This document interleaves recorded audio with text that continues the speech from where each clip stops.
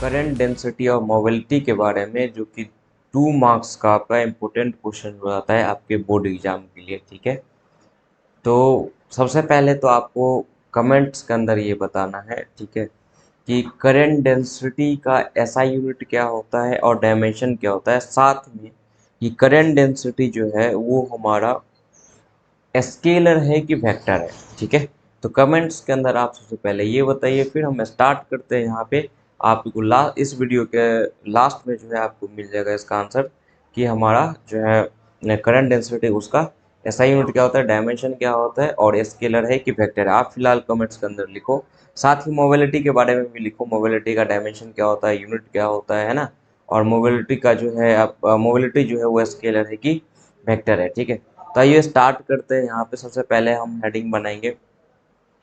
तो क्वेश्चन तो पहले ही आता है आपका, क्वेश्चन इस तरीके से आता है, डिफाइन करिए या लिखिए आप क्या, करंट डेंसिटी एंड मोबिलिटी। ठीक है, तो सबसे पहले इसमें हम डिफाइन पहले सबसे पहले हम करते हैं इसमें करंट डेंसिटी के बारे में। तो सबसे पहले हेडिंग जो बनेगा वो क्या बनेगा हमारा, करंट डेंसिटी। ठीक है, क्या रहेगा हमारा हेडिंग, करंट डेंसिटी। देखो करंट डेंसिटी क्या होता है, जैसे कि डेंसिटी आप सुनते हो, जैसे चार्ज डेंसिटी सुने हुए थे जिसमें 3 तरीके का चार्ज डेंसिटी था, linear charge density, surface charge density और वॉल्यूम चार्ज डेंसिटी। ठीक है, तो लीनियर चार्ज डेंसिटी में क्या था, चार्ज बाय लेंथ। उसी तरीके से आपका सरफेस चार्ज डेंसिटी में क्या था, चार्ज बाय एरिया। और वॉल्यूम चार्ज डेंसिटी में क्या था, वो आप कमेंट्स के अंदर लिखोगे। ठीक है, चलो उसी तरीके से यहाँ पे अगर करंट डेंसिटी अंदाजा लगाओ कि करंट डेंसिटी क्या होगा, तो बिल्कुल वही जो आप सोच रहे होइएगा कि करंट डेंसिटी क्या होता है। जैसे कोई वायर है आपका, ठीक है, किसी वायर में आपका करंट फ्लो हो रहा है, तो पर यूनिट एरिया जो आपका करंट फ्लो होता है, ठीक है, वही हमारा क्या होता है, करंट डेंसिटी होता है। ठीक है, जैसे कि यहाँ पे देखो आप, ठीक है, हमारे सामने में जो है एक कंडक्टर है जिसमें करंट जो है मान लो आई फ्लो कर रहा है, और उसका क्रॉस सेक्शनल एरिया जो है यहाँ दिख रहा है आपको ए है।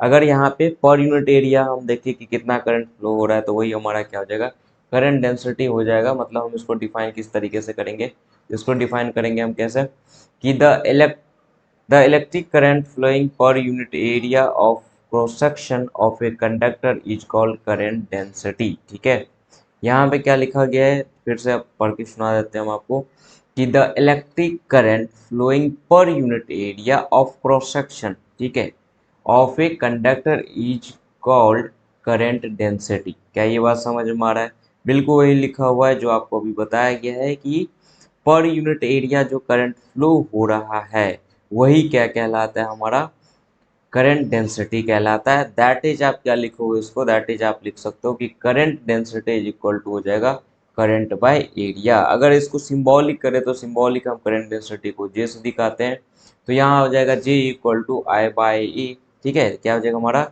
जे equal to E, I by E. Clear है, यहाँ पे आप देखो कि अगर आपको एसआई यूनिट बताना है या डायमेंशन बताना है, ठीक है, और स्केलर है कि वेक्टर है, तो साथ में ये भी हम लिखते जाएंगे यहाँ पे। और हर में जितना भी पूछे तो ये 3 पॉइंट तो कम से कम लिखिए कि इसका जो है ये एसआई स्केलर है कि वेक्टर है, या आपका इसका एसआई यूनिट क्या होता है, डायमेंशन क्या होता है। ठीक है, चलो तो इसमें सबसे पहला पॉइंट हम ऐड करने वाले हैं क्या, कि करंट डेंसिटी जो होता है वो एक वेक्टर क्वांटिटी होता है, पहला पॉइंट। दूसरा पॉइंट यहाँ पे आप क्या हम ऐड करने वाले हैं, SI unit of current density जो होता है वो एम्पियर मीटर स्क्वायर होता है। डायमेंशन अगर आप देखोगे तो डायमेंशन भी आराम से लिख सकते हो, क्या डायमेंशन हो जाएगा ए, और ए फॉर एम्पियर, और आपका मीटर का क्या हो जाएगा, एल, लेंथ। ठीक है, अच्छा करंट डेंसिटी जैसा कि वेक्टर है आपको देख रहे हो, तो यहाँ पे वेक्टर फॉर्म भी हम लिख सकते हैं करंट डेंसिटी का। और अगर वेक्टर है तो ये तो मैग्नीट्यूड लिखा गया है आपका, जे इक्वल टू आई बाई ए। अगर आपसे डायरेक्शन पूछे तो डायरेक्शन आप कमेंट्स के अंदर बताना कि जो करंट डेंसिटी का डायरेक्शन होता है वो किधर होता है। ठीक है, करंट डेंसिटी का डायरेक्शन बताना है आपको। अगर इसको वेक्टर फॉर्म में लिखना है तो आ जाओ, हम इस फिगर के नीचे ही लिख देते हैं आपका इन वेक्टर फॉर्म। उसके लिए आप देखो यहाँ पे कि करंट डेंसिटी का जो डायरेक्शन है वो फ्लो ऑफ करंट है।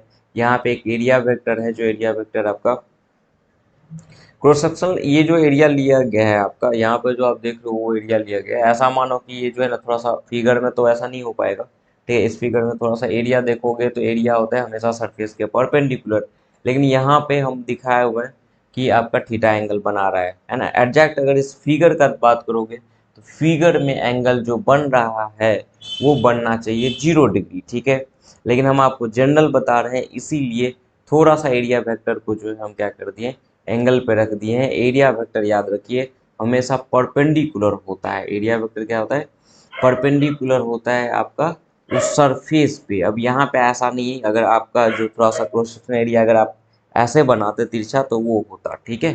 खैर इसको थोड़ा सा इग्नोर मार के चलिएगा, कोई दिक्कत वाली बात नहीं। यहाँ पे बस ये बताया जा रहा है कि आपको कैसे एग्जाम में लिख के आना है, ठीक है। तो ये चीज़ आपका हो गया, क्लियर है। अगर इसको वेक्टर फॉर्म करोगे तो वेक्टर फॉर्म में आप ऐसे इस तरीके से इसको लिखेंगे हम, ठीक है। In vector form I equal to क्या हो जाएगा, जे डॉट ए, ठीक है। वैसे भी पता है दो वेक्टर को अगर हम डॉट करते हैं तो हमको क्या मिलता है, स्केलर मिलता है। तो करंट यहाँ पे जो है हमारा क्या है, स्केलर है, ठीक है। तो जे और डॉट ए करते हो तो आपको करंट मिल जाएगा। तो अगर आपसे करंट डेंसिटी पूछता है 2 मार्क्स में तो आप इसको ऐसे ही लिखोगे। अगर ऐसे प्रॉपर लिखते हो तो आपका जो है पूरा का पूरा मार्क्स देगा। केवल आप कुछ भी लिख देते हो, थोड़ा शॉर्ट में लिखते हो, तो ये 10th का एग्जाम नहीं है। अगर 10th वाला रहता तो कोई दिक्कत वाली बात नहीं थी, एक लाइन में आप लिख के आगे बढ़ जाते, ठीक है। लेकिन यहाँ पे ऐसा नहीं है, थोड़ा सा इसमें थोड़ा सा जो है एक्सप्लेन करके लिखना होता है। साथ में फिजिक्स के साथ एक चीज़ होता है कि आपको डायग्राम भी बनाना पड़ता है, मैथमेटिकल इक्वेशन भी लिखना पड़ता है, और साथ में 3 पॉइंट्स जो है ऐड करना ही करना होता है कि ये स्केलर है कि वेक्टर है, इसका जो है एसआई यूनिट क्या होगा, इसका जो है आपका डायमेंशन क्या होगा, ठीक है। तो 2 मार्क्स में अगर पूछ रहा है तो ये 3 पॉइंट आप जरूर लिखिए, चाहे क्वेश्चन में लिखा हो या ना लिखा हो, एसआई यूनिट लिखिए या डायमेंशन लिखिए, है ना। ये कोई ज़रूरी नहीं, ये उसी का पार्ट है, ठीक है। अब इसमें नेक्स्ट हम क्या देखने वाले हैं, एक मोबिलिटी देखने वाले हैं। तो मोबिलिटी भी काफ़ी आसान है आपका, तो आइए इसको भी देख लेते हैं हम कि मोबिलिटी क्या होता है। आई थिंक ये आपको समझ में आ गया होगा, और कमेंट्स के अंदर जो आप जवाब दिए होंगे वो एक बार चेक कर लीजिए क्या आपका जवाब सही है या नहीं है। अभी भी एक जवाब देना बाकी है आपको कि करंट डेंसिटी का डायरेक्शन जो होता है वो किधर होता है। अगर आप लेक्चर ध्यान से सुने होइएगा तो उसी लेक्चर के अंदर आपका ये अभी बता दिया गया है, लेकिन फिर भी जो है आप थोड़ा सा इसमें कमेंट करके बताओ कि क्या होता है, ठीक है। आ जाइए नेक्स्ट देख लेते हैं हम किसके बारे में, मोबिलिटी के बारे में, ठीक है। तो देखियो यहाँ पे सबसे पहले जो है हम हेडिंग बना लेंगे क्या, मोबिलिटी। मोबिलिटी को म्यू से दिखाते हैं, है ना। जैसे कि यहाँ पे देखो मोबिलिटी कैसे डिफाइन किया गया है। तो mobility is defined as the magnitude of drift velocity per unit electric field, ठीक है। अगर इलेक्ट्रिक फील्ड में, यूनिट इलेक्ट्रिक फील्ड में किसी भी चार्ज को रखने से जितना उसके पास ड्रिफ्ट वेलोसिटी होता है वो ड्रिफ्ट वेलोसिटी ही क्या कहलाता है, मोबिलिटी कहलाएगा, ठीक है। ये बात समझ में आ रहा है। जैसे कि यहाँ पर देखो आपका कि ये एक हमारा इलेक्ट्रिक फील्ड है, ठीक है। इलेक्ट्रिक फील्ड है, इसमें जो है हम पॉजिटिव चार्ज रखे हैं। तो जैसा कि आपको पता है कि इलेक्ट्रिक फील्ड में जैसे ही चार्ज पार्टिकल आएगा कोई भी, तो वो उस पर फोर्स एक्सर्ट करेगा या अपने ऊपर फोर्स महसूस करेगा, ठीक है। अगर ये पॉजिटिव चार्ज है तो इलेक्ट्रिक फील्ड के अलोंग करेगा, अगर ये निगेटिव चार्ज है तो इलेक्ट्रिक फील्ड के अपोजिट करेगा। अगर मूव कर रहा है तो कुछ वेलोसिटी भी आएगा, और कंडक्टर के अंदर हम जानते हैं जब भी पोटेंशियल डिफरेंस लगाते हैं या इलेक्ट्रिक फील्ड लगाते हैं तो वहाँ पे जो करंट जिसके वजह से मिलता है वो हमारा ड्रिफ्ट वेलोसिटी होता है, ठीक है। तो ड्रिफ्ट वेलोसिटी को लेके ही हम मोबिलिटी को डिफाइन करते हैं। एक यूनिट इलेक्ट्रिक फील्ड लगाने से, एक यूनिट इलेक्ट्रिक फील्ड लगाने से जो हमारे पास क्या आएगा, ड्रिफ्ट वेलोसिटी आएगा, वही ड्रिफ्ट वेलोसिटी मोबिलिटी कहलाता है। मतलब मोबिलिटी कुछ और नहीं, ड्रिफ्ट वेलोसिटी है, बस कितने इलेक्ट्रिक फील्ड पे, 1 यूनिट इलेक्ट्रिक फील्ड, है ना। तो जैसे यहाँ पे देखो पॉजिटिव चार्ज है तो आपका क्या होगा, एलोंग लगेगा, ठीक है। पॉजिटिव चार्ज पे क्या लगता है, आपका एलोंग लग जाता है, क्लियर है। यहाँ पे अगर इसको मैथमेटिकली लिखोगे तो मैथमेटिकली आप कैसे लिखोगे, तो मैथमेटिकली हम लिखने वाले हैं क्या, mu equal to V D by E, ठीक है। क्या हो जाएगा, mu equal to V D by E. V D क्या है हमारा भाई, यहाँ पे ड्रिफ्ट वेलोसिटी है, ई क्या है हमारा इलेक्ट्रिक फील्ड। अब ड्रिफ्ट वेलोसिटी का फॉर्मूला आपको पता होगा तो आप बताना जरा कमेंट्स के अंदर कि ड्रिफ्ट वेलोसिटी का क्या फॉर्मूला होता है, और और ड्रिफ्ट वेलोसिटी का एसआई यूनिट क्या होगा, ठीक है। ये पूछना नहीं चाहिए लेकिन फिर भी पूछ रहे हैं कि इसका जो है एसआई यूनिट क्या होगा ड्रिफ्ट वेलोसिटी का, ठीक है। क्या ये बात समझ में आ रहा है। और ड्रिफ्ट वेलोसिटी का न्यूमेरिकल वैल्यू एक एवरेज वैल्यू होता है, वो वैल्यू भी बताना कि ड्रिफ्ट वेलोसिटी का जो है एवरेज वैल्यू कितना होता है। वैसे किसी भी कंडक्टर के अंदर जो थर्मल इलेक्ट्रॉन होता है जिसको थर्मियॉन्स बोलते हैं, उसका स्पीड तो शायद पता ही होगा, वो भी आप जो है कमेंट्स के अंदर लिखना क्या होता है। और ड्रिफ्ट वेलोसिटी जो आता है एक एवरेज, वो कितना होता है वो भी बताइएगा, ठीक है। साथ में फॉर्मूला बताइए कि ड्रिफ्ट वेलोसिटी का फॉर्मूला क्या होता है, ठीक। चलो, यहाँ पे देखो मोबिलिटी क्या है, तो mobility drift velocity by electric field है। अब ड्रिफ्ट वेलोसिटी का फॉर्मूला ध्यान करो, उसको क्या करो, ई से डिवाइड करोगे तो आपको क्या मिलने वाला है, आप आपको मिलेगा म्यू इक्वल टू क्या, ई टॉ बाई एम, जहाँ पे ई है इलेक्ट्रॉनिक चार्ज कांस्टेंट, है ना, जो इलेक्ट्रॉन का चार्ज बोलते हो या प्रोटॉन का चार्ज होता है वो, टॉ हो गया रिलैक्सेशन टाइम, और आपका एम क्या हो गया, मास ऑफ इलेक्ट्रॉन, ठीक है। तो ये इलेक्ट्रॉन के लिए लिखा गया है, या पॉजिटिव चार्ज के लिए अगर प्रोटॉन के लिए लिखा जाए तो ये आप लिख सकते हो, क्योंकि इलेक्ट्रॉन का चार्ज और प्रोटॉन का चार्ज तो सेम ही आएगा, लेकिन मास जो नीचे में लिखा गया है वो मास आपको अलग अलग लिखना पड़ेगा। अगर प्रोटॉन के लिए लिख रहे हो तो प्रोटॉन का मास लिखोगे, अगर इलेक्ट्रॉन के लिए लिख रहे हो तो इलेक्ट्रॉन का मास वहाँ पे लिखना पड़ेगा। सबसे यहाँ पे इम्पोर्टेंट बात यह है कि जो मोबिलिटी है, मोबिलिटी आपके एम के मास के इन्वर्सली प्रोपोर्शनल है।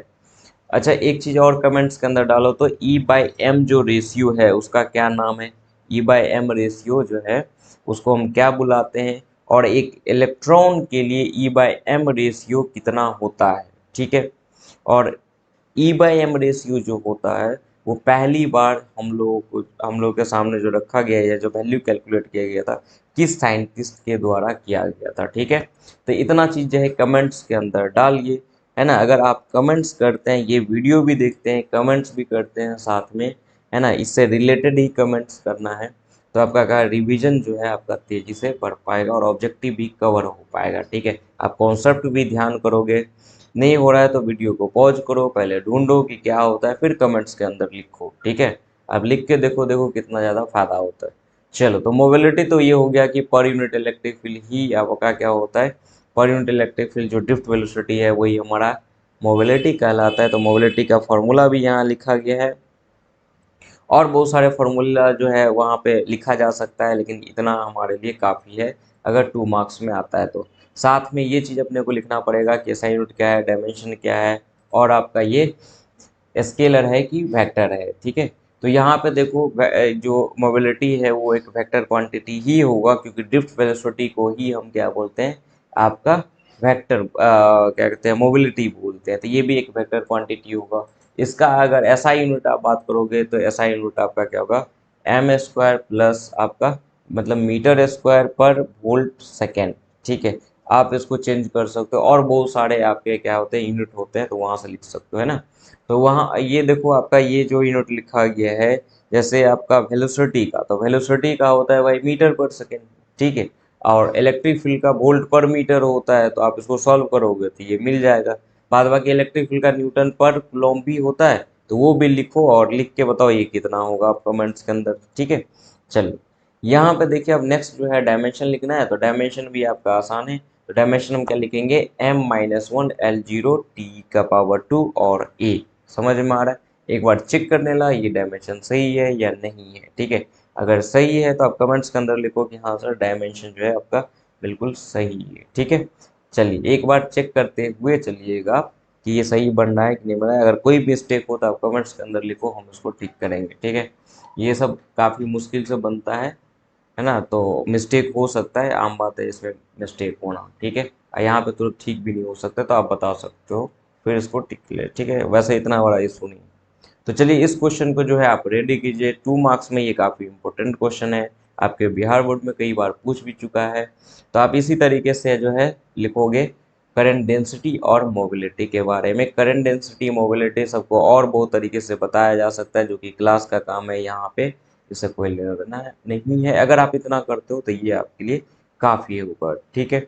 और साथ में जो है लेक्चर को शेयर भी कीजिए, ठीक है, आपका भी होगा, साथ में जो और आपके दोस्त है उसका भी जो है ठीक ठाक हो जाएगा। ये जनरल बनाया जा रहा है, हमेशा के लिए ये रहेगा, कोई दिक्कत वाली बात नहीं। और प्रॉपर होता है, ठीक है, प्रॉपर लिखा जाता है, कितना लिखना है आपको बोर्ड एग्जाम में प्रॉपर बताया जाता है। अगर आप इससे कम लिखते हैं तो आपके मार्क्स कट जाते हैं, ठीक है। तो ये भी होता है कि आप कितना लिख के आते हो और कैसे लिख के आते हो, और यहाँ पे प्रॉपर इसका ख्याल रखा गया है कि कैसे आपको लिख के आना है और कितना लिखना है, ठीक है, किस में। चलो ठीक है, तो इस वीडियो के अंदर बस इतना ही। अभी जो है आप इतना रेडी करो और कमेंट्स के अंदर जो बताया गया है वो आप जरूर लिखिए, ठीक है। बाद बाकी शेयर कीजिए, लाइक कीजिए, कोई चीज़ और आपको पूछना है तो कमेंट्स के अंदर डालिए, ठीक है। हम उस पर जो है ना रिएक्ट करेंगे और उसमें देखेंगे जो भी होगा ना, जो भी परेशानी होगी आपकी उसको हम दूर करने का ट्राई करेंगे, ठीक है। तो चलिए इसको पूरा करिए।